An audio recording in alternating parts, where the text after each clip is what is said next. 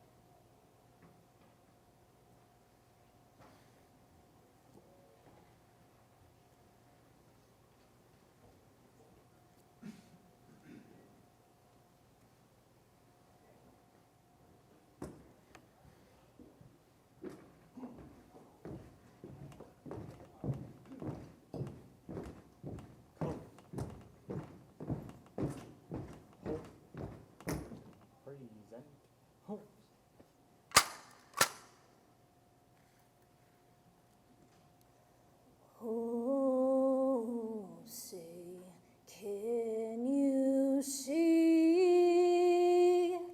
by the dawn's early light what so proudly we hailed at the twilight's last gleaming, whose broad stripes in bright stars through the perilous fight o'er the ramparts we watched were so gallantly streaming, and the rockets regular the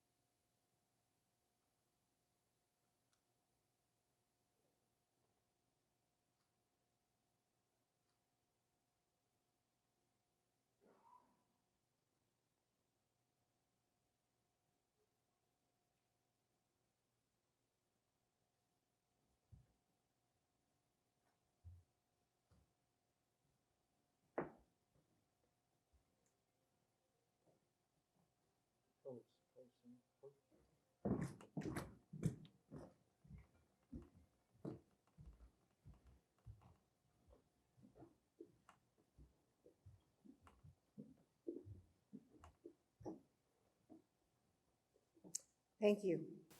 Thank you to Kirtland Air Force Base Honor Guard and to Catherine. You know, you got to say wow, right? Wasn't that tremendous rendition of the national anthem?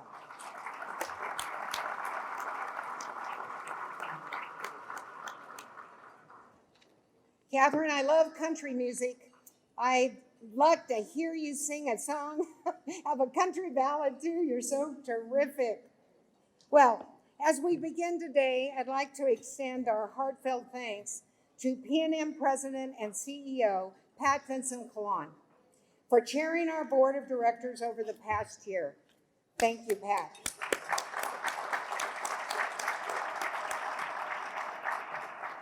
Our chamber in this community benefits greatly from Pat's visionary and effective leadership, and her leadership role within our chamber will certainly continue. As our immediate past chair, she continues to serve on our chamber's executive committee and is chairing our work in the upcoming November election. Pat, thank you again for leading our organization through a year of great progress. Thank you. And it is my honor and pleasure to introduce the chamber's recently elected board chairman, who of course really needs no introduction at all to most of you. Mike Canfield is the CEO of the Indian Pueblo Cultural Center and Indian Pueblos Marketing. He's the first tribal member to lead our chamber. That's applause, right? Yeah.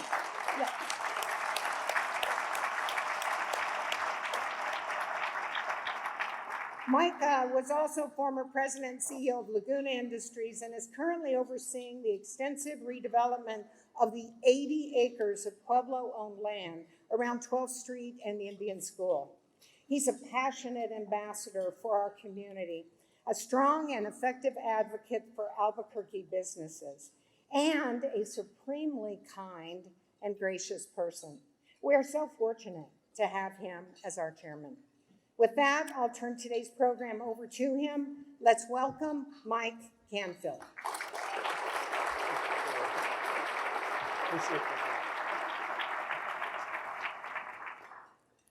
Wow, thank you, Terry. Those are very nice words. I appreciate that. Look at everybody out here. Do you know that we have 400 plus of you all here today? Please give yourself a round of applause for being here and supporting the chamber and all we do.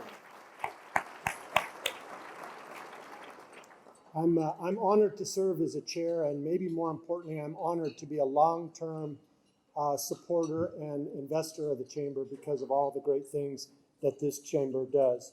We have a big day today. It's a great day. We have a lot of things to celebrate. We're hosting our annual meeting, which we do every year. I found out this morning that's why we call it an annual meeting. So I'm learning as I go here. We also have some important things we want to hear from our mayor today. Mayor, thank you for being here today. We look forward to your comments as well. And we want to officially announce that the chamber has both a new physical home as well as a new online home.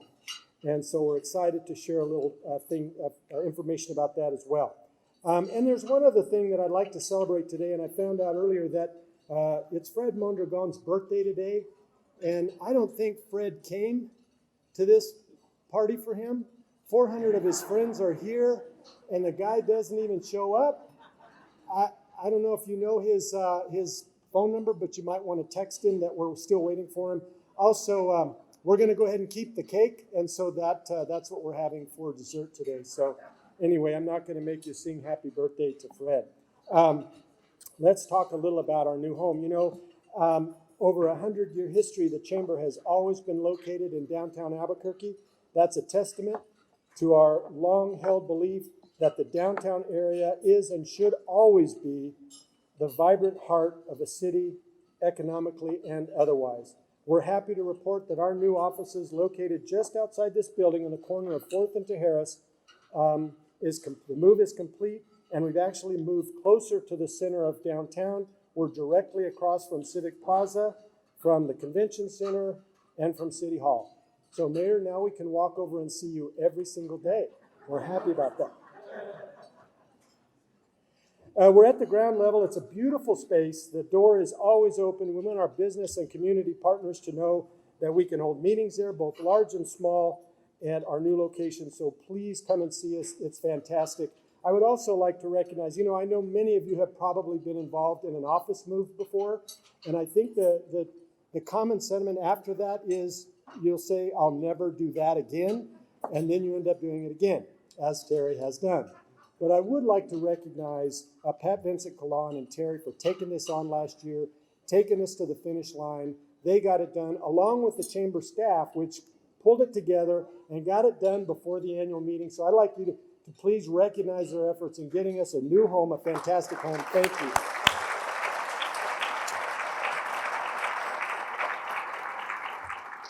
And as I alluded, we also have a new home online. Today we are launching our brand new website. And I think you might see a few screenshots there of the website. We understand that for many, this website will serve as a primary front door to our organization, and we think it does a great job capturing the important work that we do at the Chamber, and also it shares the many benefits we offer our Chamber investors. So we're excited about that. You might also notice that we are celebrating our new address, which is www.greaterabq.com. And so that we're using our new logo as well, and you probably will see that on the screen as well. We're very excited about that. This Greater Albuquerque has been in our name for quite a while, and so it's an intentional shift that we think Greater ABQ says it all. And so we're excited with that, that Greater ABQ reminds us of our purpose each day to make our city and state even greater place to start and grow a business so that we can be safe, an exciting place to work, and to raise a family. So I'd like to give a shout out to a couple of folks here. Dale Esparza. Dale, you're right here. Thank you. You and your team helped us with that logo. Great job. Just very, very pleased with that. It's working wonders for us, Dale.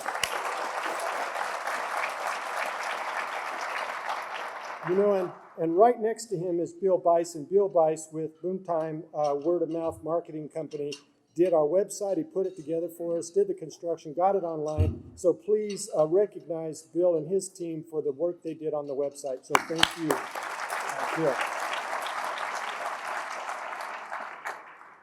Of course, building an even greater Albuquerque is a team endeavor, and the success of our chamber is due in large part to the commitment and dedication of companies and organizations across our city.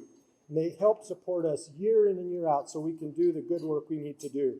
And so today, what I'd like to do is have a little help to recognize the sponsors for this great event. I'd like to ask our chair-elect, who will be taking the helm of the chamber next July, which is about 9 months, 5 days, and 11 hours from now. I'd like to bring up to the podium, please help me welcome Kyle Beasley of Bank of Albuquerque, our chair-elect for the chamber. Kyle. Thank you, Mike. I'll be counting those days as well. Terry, you have not been busy at all, you and the staff there with the annual meeting today and press conference and a new website and a new building and all the stuff you're doing to represent business across Greater Albuquerque. You folks are busy and doing great. Okay. And Mike forgot to turn the page. Okay, so one thing I would like to do before I recognize our great sponsors is just point you all to our plan of action for 2019-20. It was placed at every seat in the room. If you want to know what this chamber is about, here it is. Please read this plan of action, and Mike will talk more about it in a moment about the important progress we're making in our work. As well as the success of some of the programs that we run at the Chamber, all of which is covered in the plan of action. Among the many chambers across this country, I have no doubt that this chamber is doing some of the highest level, highest quality advocacy work in the country. And after you read this plan of action, I know you'll agree with me. Okay, we'd like to thank the companies and organizations that stepped forward to sponsor this year's annual meeting. I'll read their names, and then after I'm done, we can recognize them as a group for their generosity and commitment to improving our community. My personal thanks to each and every one of you sponsors. It is a long list. I'll read it very quickly, and then we can recognize them all as a group. Representing P&M, Pat Vincent Calan. Representing the University of New Mexico, President Garnet Stokes. Representing the UNM Health Sciences Center and the UNM Cancer Center, Kate Becker and Chamisa Pacheco de Alas. Representing New Mexico Mutual, Kelly Mixon. Representing the Indian Pueblo Cultural Center, Mike Canfield. Representing Presbyterian Healthcare Services, Brandon Fryer. Representing Comcast, Chris Duncanson. Representing Palacus CPAs, Russ Hiller. Representing Ultra Health, Duke Rodriguez. U.S. Bank, Paul DePaula. Loveless Respiratory Research Institute, Dr. Robert Rubin. Representing Molson Corbin, Del Archuleta. Representing New Mexico Bank and Trust, Greg Leyendecker. Representing ABBA Technologies, Andrew Baca. NAI Maestas and Ward, Dave Hill. Albuquerque Publishing Company, Karen Moses. Chalmers Ford, Kirk Meyer and Tom Cullen. French Funerals and Cremations, Alice Brousseau. Payday HCM, Keith Edwards and Richard Valdez. Komatsu Southwest, Grant Adams. Bank of Albuquerque, Jennifer Thomas. Miller Stratford, Rick Alvidres. And representing Boomtime, Bill Bice. And I also want to acknowledge Western Sky Community Care, who was unable to be represented today, as well as Heritage Audio Visual. Please help me give these great sponsors a hand.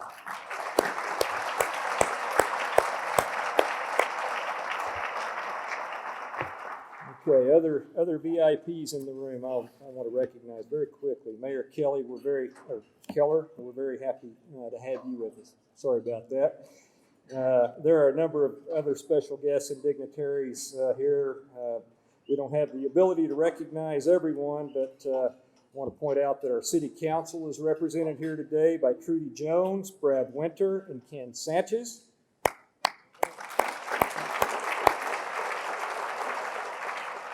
County Commissioner Lonnie Talbert is here.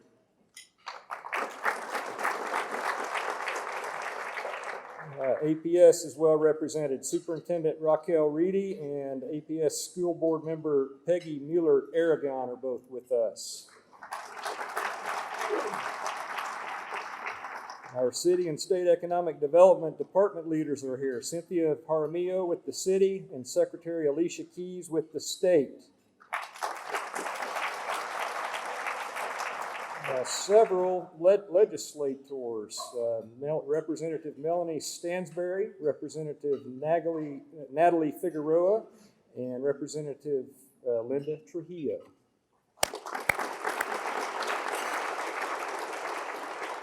Colonel David Miller, Wing Commander at Kirtland Air Force Base.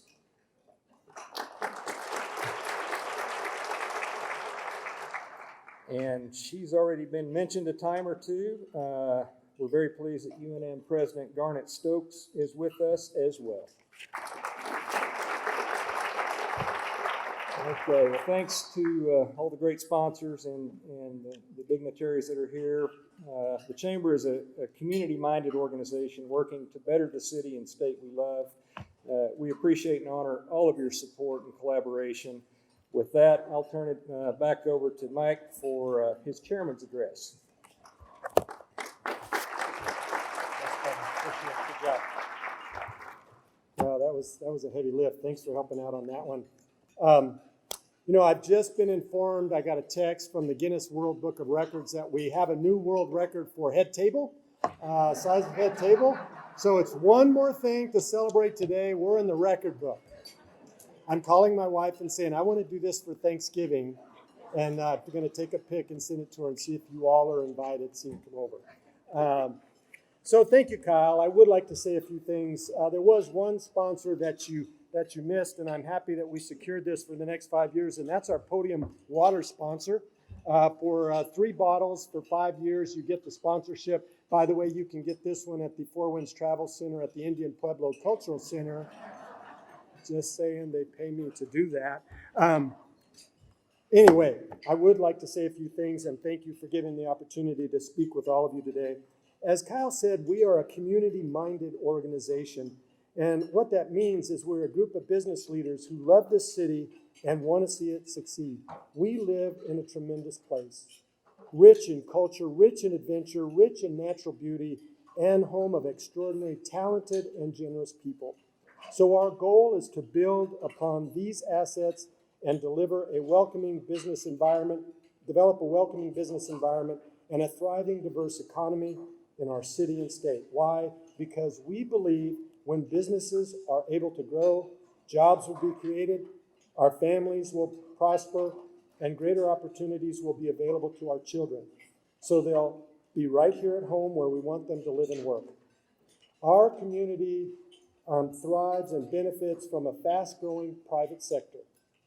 I know it's cliche, but successful businesses raise the tide in the community, and of course, a rising tide lifts all boats. So that's why the Chamber's interests are not narrow or parochial. We understand our place. We understand the lane in which most chambers drive and are supposed to stay in, but we will not shy away from or ignore difficult, persistent challenges we face, the things that stand in our way of long-term economic growth. Whatever these impediments are, our business community, our business community, wants to be a part of the hard work to address and overcome them. So many of you are familiar with our primary focus areas at the Chamber.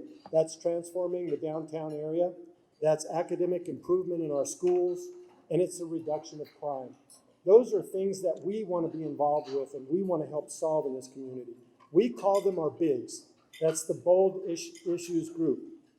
We're in these fights for the long haul because we know that a safe community with thriving downtown and well-educated workforce is a place where economic growth is substantial and long-lasting.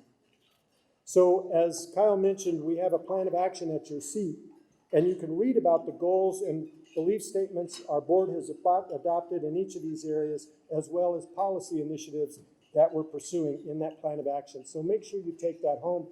If you want to join us and do more in this fight, read that and then call us and tell us where you want to engage. We'd love to have you help us with that. I think it's important, though, that I spend some time talking about the progress we're making in these key areas, in these bigs. In the downtown area, the new public safety district the mayor created has brought additional officers, a new substation, and different police tactics, which has helped reduce the area crime rate in downtown by double digits. Thank you, Mayor, for doing that. We appreciate that. It's a great step in the right direction. You know, working with the city, we helped secure $7.5 million from the legislature to bring life to the new historic rail yards, and we're excited about that project as well for downtown. And with your support in the ballot box this November, we'll be able to build a game-changing, around-the-clock facility to address our city's homelessness challenges. It will fill critical gaps that currently exist. The facility will intake the homeless from our first responders so that more of them can get the help they need as opposed to a long trip to jail or to ER. And it will provide a safe overnight shelter where their basic needs can be met and help can be there to get them to areas and services that they need. So I really won't go any further on that topic except to say that this was a private-public collaboration. A delegation of business, government, and law enforcement leaders traveled to another city as one community, as one Albuquerque, looking for approaches that work, and that's what got the ball rolling. I think you're going to hear more about that from the mayor today. But Mayor, thank you for your leadership. It's been an honor to work with you on this project since the beginning, so thank you. Before I leave the topic of downtown, I just want to say I think it's time to bring a new entertainment venue to the area and a permanent home for the New Mexico United.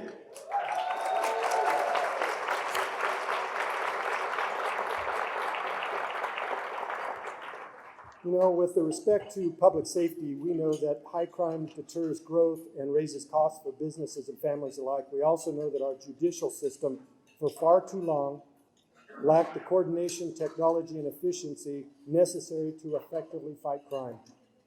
Think about it this way. Just a few short years ago, if a criminal wanted to commit crime in Albuquerque, our officer shortage made it less likely that that person would be apprehended. If they were unlucky and got apprehended, there was a pretty good chance that their case would end up in a stack of over 8,000 unindicted felony cases that were piling up in the DA's office. And if they were even more unlucky and they did get indicted, there was only about a 44% chance that they would be convicted. Those are numbers that we're not proud of. But apprehension and punishment were neither swift nor certain, and the criminal element knew that.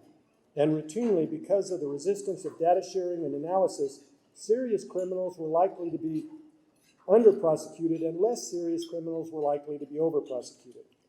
I'm not saying that our crime problem is solved, far from it, but I am saying that the system is becoming more data-driven, more fair, and more focused on serious and repeat offenders. Today, we have more officers on the street. Thank you, Mr. Mayor. We have more prosecutors in the courtroom. Thank you, DA Torres. And the average time to file criminal charges is now just 21 days, down from 182 days just a couple of years ago.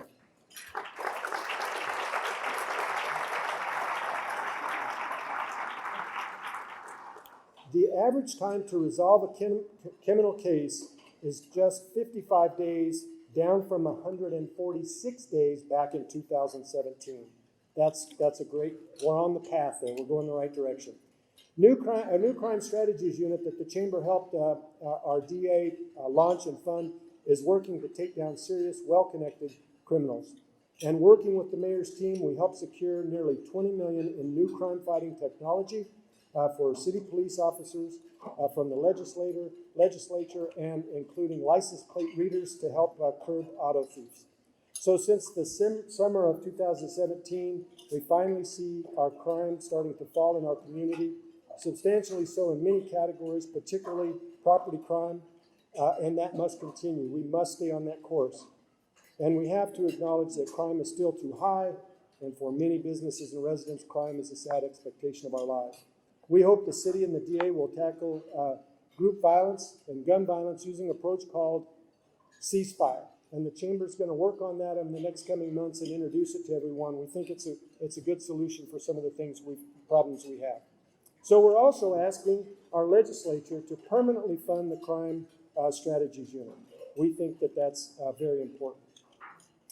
And we fundamentally believe that pretrial detention needs to be reformed so that for certain serious crimes, defendants are presumed to be dangerous and will be held prior to trial. Okay, let's talk a little about education. We believe that every single child can learn and grow academically. We expect that to happen, and this expectation is not unreasonable. We hope the new accountability system developed in Santa Fe will continue to be transparent and consistent, presenting academic growth and achievement results. Because without this information, we can't get help where it's needed the most, and so it's very important to us. In the meantime, the Chamber has helped launch several high-quality charter schools so that families and their parents and their kids don't feel stuck in the education system, and that's important. And so, of course, too many children are on the waiting list, so we're a proponent of more charter schools. In fact, we commissioned a survey last year that found 70% of parents in the Bernalillo County area were in favor of opening more charter schools. We worked with a coalition to stop legislation in Santa Fe and would have stopped the opening or expansion of new chambers. So bottom line, we have slightly fewer charters, but they have more children in their schools and they're getting great results, and that's what we want. We also continue to progress where we find it, our Albuquerque Reads program. Thank you all for volunteering in that. We're expanding that to different grade levels, and we've seen our graduation rates increase steadily. and our remediation rates have fallen. So we're proud of that too. And we are proud, very proud, as one of the first organizations in New Mexico to publicly announce support for the creation of a new childhood department in state government. That sounds a little unorthodox for a chamber to do that, but we think it's important. It's a move to improve the coordination and the results of our various childhood programs. Closing the achievement gap in K through 12 education starts long before a child starts in kindergarten. So we need early childhood programs that work, are easily accessed, and are well coordinated for the families and students who need them the most. Anyway, those are our bigs. I want to talk, there's other things that our chamber does, and I'll talk briefly about that before we move on with the program. We are also advocates of business and small and large businesses in New Mexico, and at the legislative session, for example, we have 7 people working up there full-time on your behalf. We also help boost our closing fund for economic development projects to well over $60 million last year, and we're proud of our support of that. And locally, we have been the part of a broad coalition urging the city and the county leaders not to adapt erroneous paid leave requirements for businesses. And federally, we're certainly in support of passage of the U.S.-Mexico-Canada trade agreement. At every level in the arena, we're there, we're at the table, we're helping businesses connect to one another, keeping the business community well informed about current issues, and developing knowledge and engaged civic leaders through our acclaimed leadership program, Leadership Albuquerque program. Which, by the way, if you haven't signed up for Leadership Albuquerque, all I can say is, what are you waiting for? It is an awesome program, so if you haven't, give us a call and get engaged with that. So when Kyle said earlier that we are a community-minded organization, what that means to our investors, we are your advocates. To our government leaders, we are your partners. And to our residents, we are fighting to make the city we love an even greater Albuquerque. So thank you for your time and attention today. Enjoy the rest of the program. And again, thank you for all the support that you give the chamber. So,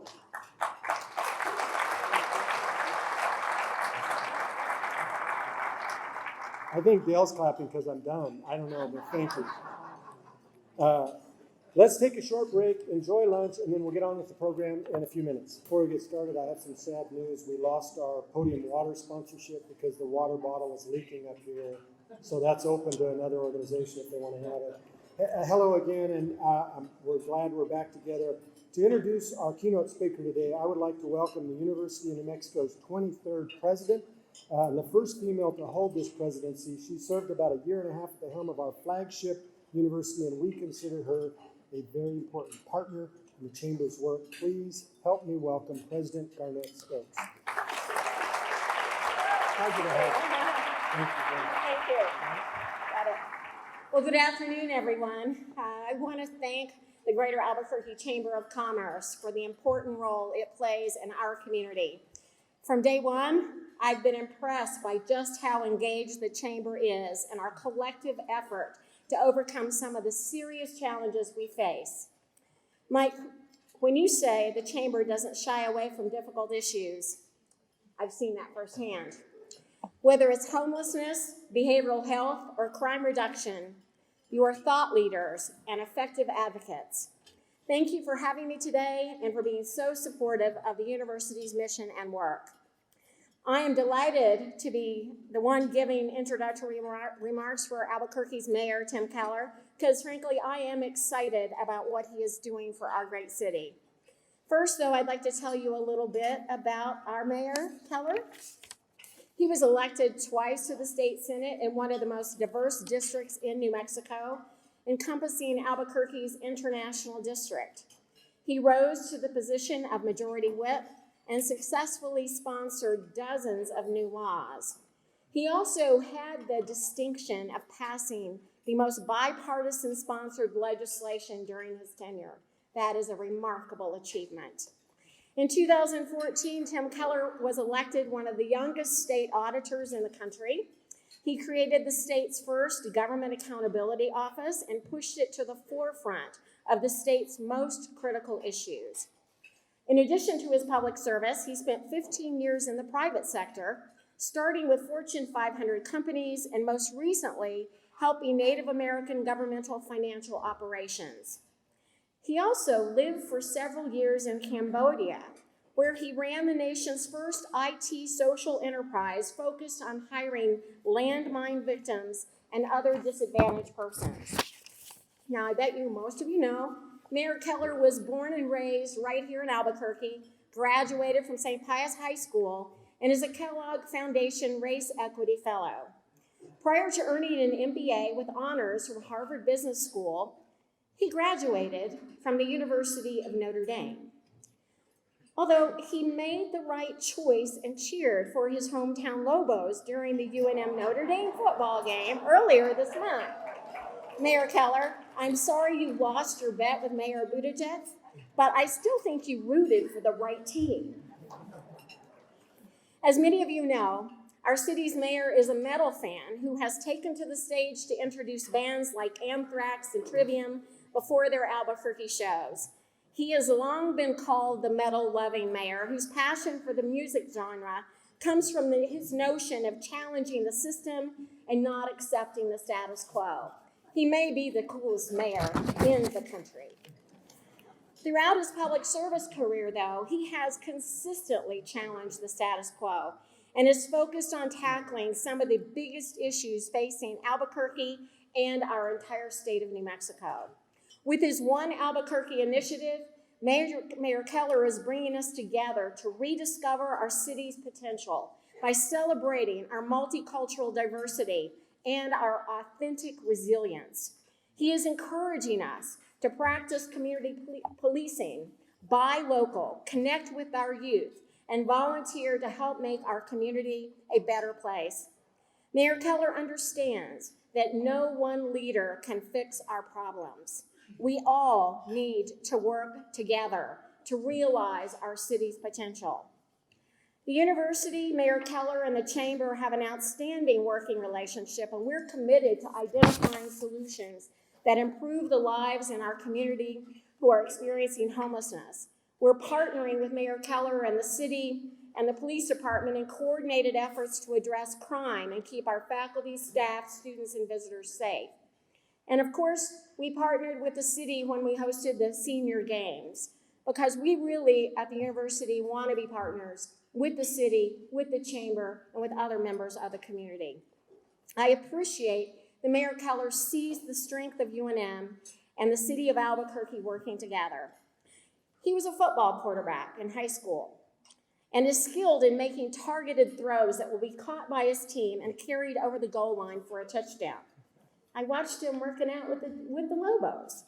As I see it, he's still that quarterback who throws his ideas and passion to the people of Albuquerque and is working with us to score one touchdown after another for our community. Mayor Keller, we appreciate your leadership, promotion, and commitment to our great city. Ladies and gentlemen, for an address entitled A Greater Albuquerque Together, please join me in welcoming our mayor, Tim Keller.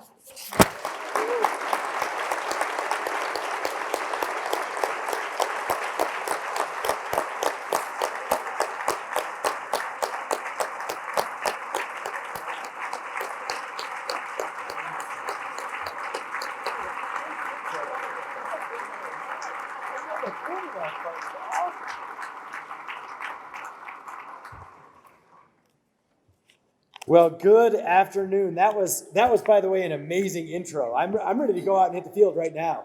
So, and also just great material. That's better than what I have for everyone now in my speech. So we'll just wrap up early and we're good. But thank you so much, President Stokes. And I do want to mention too, I think each era has its own challenges, and each era in our city and in our public life has unique aspects to it. And I'm proud to say that, the new leadership team at UNM that the president has put together, of course, led by her and our administration, we happen to kind of coincide with each other. And it has been a wonderful partnership. And our town is extremely, extremely grateful and fortunate to have President Stokes. Let's give her a round of applause and everyone at the UNM leadership team. Now, let me start. I need to do a couple of introductions, and then we're going to dive right into our content. But I know our administration, we're about 2 years in, but I know there's still some directors and folks that are in new places or different hats, and it's important after, if you want to talk to them, I want to introduce them. So a couple of things. We have our CAO and our COO. I think they're both familiar faces by now. Sarita Nair and Lawrence Rael, give us a wave. Thank you so much. We also have, of course, some city directors here with us, which again are much like our sort of state cabinet secretary equivalents in many ways. We have Cynthia Jaramillo from Economic Development and Carol Pierce, Family and Community Services, and also Alan Armijo in Public Affairs. Thank you all for coming, for all your work for the city. Two last people to mention, we also have, one of the things we did, it is very relevant to our discussion today, is we created a position for homelessness and housing. And so she really doesn't like it when I bring attention to her, so I'm going to really put her on the spot. We have that now at the city, and she has a lot of experience in this. And as an inside joke, she loves to give high fives. So if you see her, Lisa Huval, there she is. Go high five her after. And you can ask Terry Cole the story after where that comes from. And also, which I think very important, many folks do many things, whether it's for the county. I know the county leadership is here too. Also, City Councilor Borrego, I think we missed her in the intros. So many folks who do so many good things for our city. But I do want to mention our Deputy Chief of Police. He's the individual in charge of all our field operations. Harold Medina, I think you're here, Chief DC Medina. Thank you so much for all you do day in and day out. Now, I think for some folks, it can be surprising when you see the fact that the Chamber and our administration and myself are working so closely together on a lot of issues, but in many ways, interestingly, a lot on homelessness. And I'm going to tell a lot about that story, but I want to remind folks that it's been a long relationship. Those of you who have been involved for a long time know that I am grateful and happy to say that the Chamber and I, we did bills together, a lot of those bipartisan bills. The Chamber was on one side, I was on the other. We came together and we made those bills laws in the state of New Mexico. And then at the state auditor's office, trying to make sure that we're holding everyone accountable, trying to make sure also that all the dollars get out into our community. These were all issues I've been able to do with the Chamber. So I want to thank all the folks who've been with the Chamber and also who've been open and very productive in working with me over the last 10 years in public service. Thank you, Chamber of Commerce.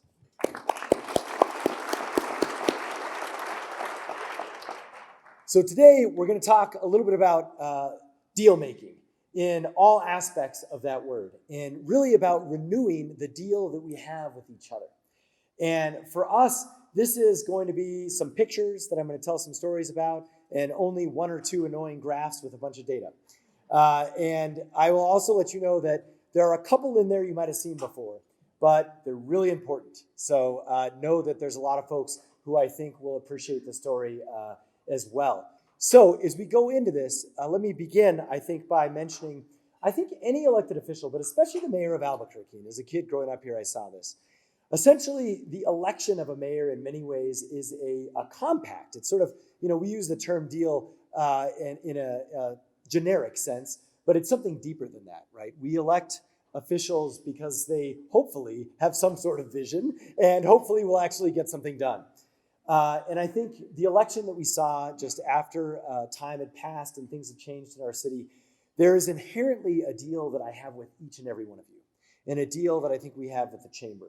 And today we want to talk about renewing aspects of that and where we go to actually honor that commitment on both sides of that. And so let's start with an example. Now, this one was a fun moment early on, but in many ways I think it's emblematic of a renewal of an arrangement that we had, that we know and love in our rail yards. So if you can't see the background on this, this is of course our rail yards. This was actually when we tore up the rail yards contract. Now I want to let everyone know we're not fans of tearing up contracts. We honor contracts, we respect contracts. But this one in many ways was an example of really good ideas and really hard work in the past. First, it was like 4 mayors ago, which was probably Marty Chavez, just because of the ins and outs, who bought the rail yards, right? So that was sort of one deal. Then, Mayor Baca added his stuff.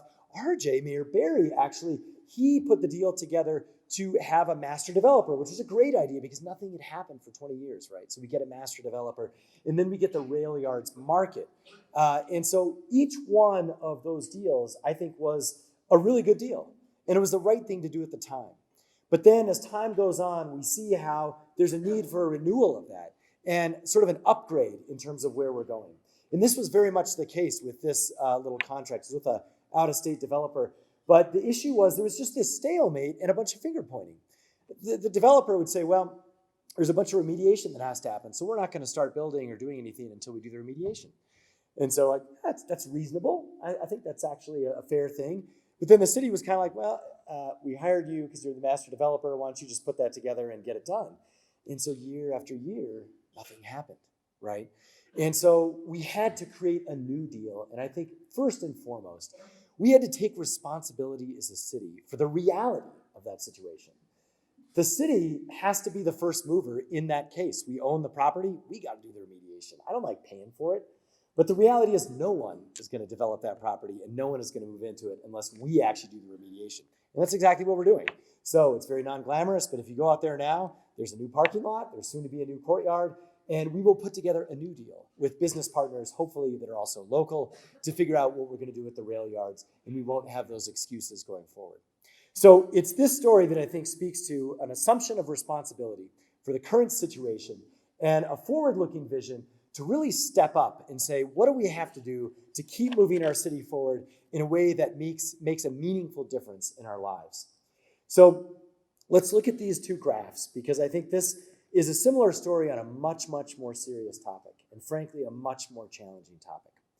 If you look at the image, which would be to your right, this is, of course, a map of our city, and I think this was from the journal. It's the data's all in it from various departments and such, and it's a good piece of statistical analysis.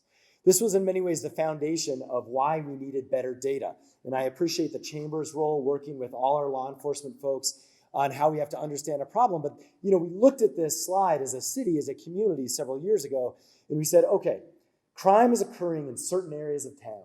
So what do we do with that data? What do we do with that insight? Well, we started to do all these tactical plans in those neighborhoods. We started to do what we call saturation patrols, or sort of old-fashioned, getting tough on crime and, making a bunch of arrests and throwing some drugs on the table and saying that, we're sending a message to criminals. We tried that. We tried that for a long time. And unfortunately, we got the map on the other side of the slide. That dot is where crime is happening in our city. It's everywhere. Right? It actually, unfortunately, is much, much worse than a few neighborhoods. This is the reality that we have to accept now. Those were good ideas. Those were worth trying. I'm sure if I had any role at the same time, I would have done the same thing. But this is the reality that we have to deal with today. This is why we have to step up and do things differently. It's not because the ideas in the past weren't good enough or they were not well thought out. They absolutely were. The emergent reality, though, is we still have major problems. In fact, they are much, much bigger and more spread out than we ever thought. So with that, the question is, we had a little sideshow off of this. And I'm going to talk about what we're doing about this. But I also want to note that these policies, every policy has repercussions. And this was never the intention. But as you know, we're under a DOJ consent decree. And so not only do we have crime all over the city in every neighborhood, we also now have to deal with all of these use of force issues. And we had a police department with 830 officers. When I was in high school, we had 1,148. So this is our city today. This is where we live. This is where we also know there is actually a lot we can do, and there is hope. But I want folks to know that part of what we're trying to do is acknowledge that emergent reality. This story is no different than saying someone's got to clean up the remediation at the rail yards before we develop it. So this story is about how we address crime from all sides.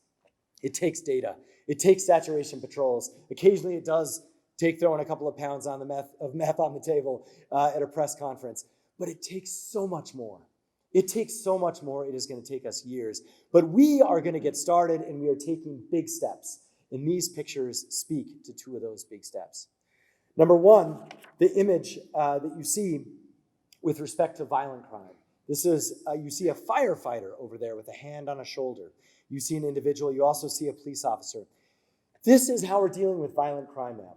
What we believe is that no longer can you just throw one person in jail. And we understand that you still have to do that. And that speaks to all the hard work that we've been doing before. Unfortunately, it takes more than that.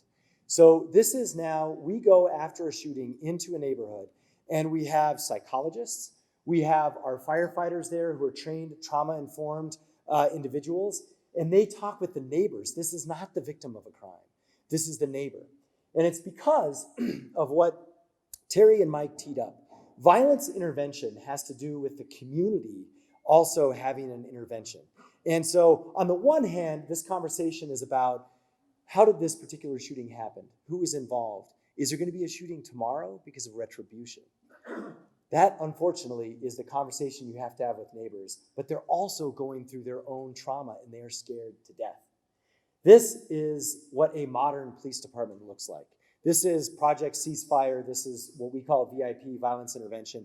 This is the direction we are going in our department. We are just getting started, but we're trying this out now, and it is one of the cutting edge tools. When we talk about innovation in policing, this is now at the forefront of any city experiencing gun violence in America today, and we are quickly catching up. Now, the other picture is about downtown, and I love this concept because it really speaks to this concept of policing a little bit differently. It's not about a one-time effort. It's about actually an old-fashioned model of policing that says that officers should walk the beat. In our case, it's usually riding a bike. But in downtown, it's even walking the beat. And in Nob Hill now, it's walking the beat. We have in downtown, as was mentioned, 10 officers dedicated to the downtown area. And they are on bike, and they are on foot, and they're investigating crimes, and they're talking to businesses. We had 10 times more business outreach than we did last year, this year, 10 times. And all of you know, if you work downtown, you've seen these folks walking around. But it's not even just the police department. It's also solid waste, cleaning up after the party scene on Fridays and Saturdays. It's also a full-time social worker who is staffed downtown, who works with our homeless population. So this is, for us, a role model of what we believe should exist all over Albuquerque.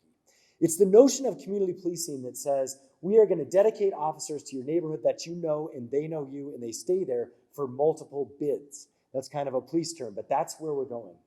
And I believe that is the only way we really get progress on all of those dots, right? Because otherwise you just crack down on an intersection and then it just shows up for all those other reasons on another intersection. Now, unfortunately, this is a resource-intensive form of policing. When you have 2 bike officers talking to that individual, by the way, was just out of jail. And what they're trying to do is get them somewhere where they can get help before they commit another crime to get sent right back. That's what that conversation is about. It's a very serious conversation, but it's also happening in a very humane way that isn't going to escalate violence. And so that is what our community policing effort is all about. And we're starting it right here in downtown. So we are starting to see results too. As was mentioned, look, crime is still way too high. We still are per capita at the top of many categories. But for the first time in 10 years, crime actually went down in every category in Albuquerque last year. That is an amazing thing for our city. And it's just the beginning.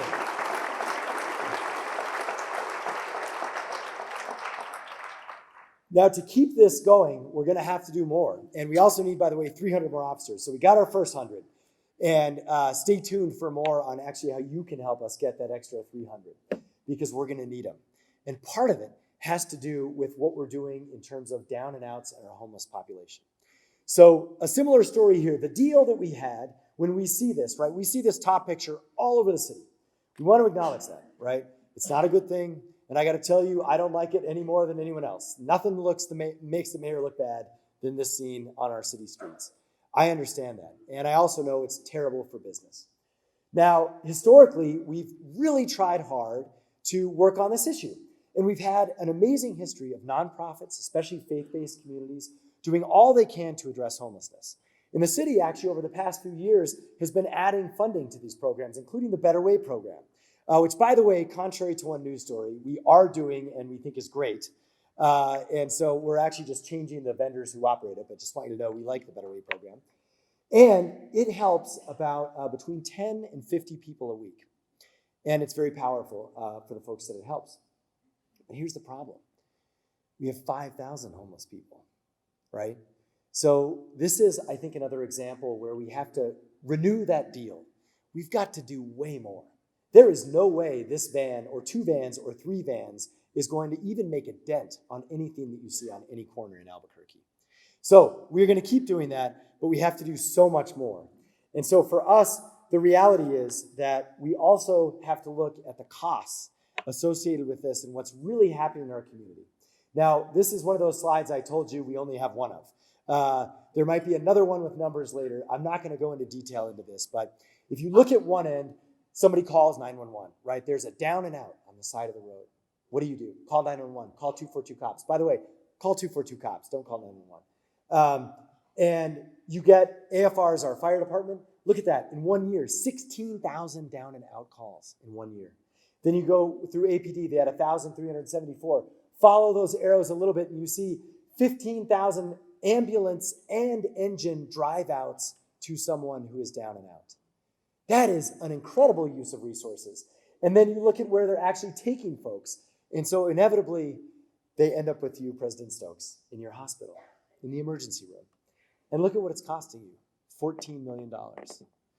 And even more tragic is 10,000 of those calls are like ghost calls. They're gone by the time we get there. So what you can see in this system, like this is not working. The solution to this is way bigger than a pilot program or a one-off activity that is going to help us for a couple of weeks. This is this map, which is not the ART system, by the way. Some of you have seen this map before. Just rest assured, I'd like to make a huge announcement. We're making the ART program 10 times bigger and 10 times more confusing. Just kidding. This one came about because we started asking homeless folks, like, tell us about the journey you go through, right, to get the services that we all have been working hard to provide. And all of a sudden, you start seeing the other end of some of this calls for service and why everyone is also camped out in different places around our city. There are massive disconnects, and it all has to do, we have our West Side shelter on one end. At the other end, we've got, if you're a family, the Baird House. If you're a teenager, you got to go all the way to New Day. If you're a veteran, you got to go to the VA. I think you see all this, you get the idea. And the issue is that all of this, right, there is no shuttle that takes you to all these places. We've tried some of that, and we have some folks working on that. But there's a huge disconnect. So what if you actually are homeless, and either you need help for addiction, or you want a job? You name the issue that you're facing. Where do you actually go? How do you get there? This is the problem that they are facing. And the answer is, you just stay in Coronado Park and let folks come to you, right? That's what solves the problem. That is the emergent solution that is happening that is obviously not good for our city. So we have to clean this up. And by the way, to let you know, like how there are 5 places you can get breakfast in downtown Albuquerque. 5. You can get free breakfast if you're homeless. But you have to walk between all of them, and then you have to walk to a different place for lunch. And then if it's a weekend, there's some places that aren't open. If it's a Sunday, nothing is open. And also, if you're a man, you can only go to the men's shelter. If you're a family, you can only go to the family shelter. And so that creates this whole mess. And the answer, which I hope is emerging, is that we need a different deal for these folks, a different deal for our city, a deal that allows for one place. And it might, I'd like it to be a couple of places and maybe smaller and this kind of thing, but we got to start somewhere. There has to be one place where people can go where there's no barrier. It doesn't matter if you're on drugs. It doesn't matter if you're with your family. It doesn't matter if it's Saturday night. And by the way, that also goes, where can APD voluntarily take you?